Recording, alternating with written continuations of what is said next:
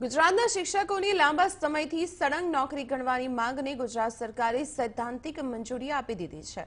Fix વેતનના શિક્ષકોની નોકરીને સળંગ કરવાની સૈદ્ધાંતિક મંજૂરીની સાથે જ સરકારે એ પણ સ્પષ્ટ કર્યું છે કે તેમની તફાવતની રકમ રોકડ કે અન્ય કોઈ રીતે ચૂકવવામાં નહીં આવે।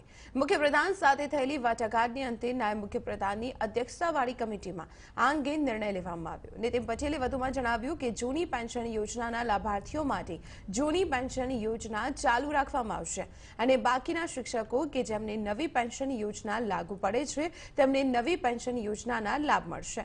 શિક્ષકોને નવા ઉચ્ચતર પગાર ધોરણના લાભ અને સળંગ નોકરી થવાના લાભ આગામી 1 એપ્રિલ 2019 થી મળવા પાત્ર રહેશે।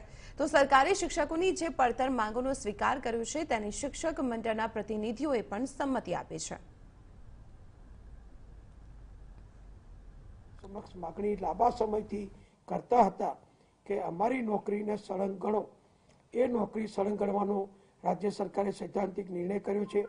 ए नौकरीनो समयगाळो ए नेशनल रहेशे।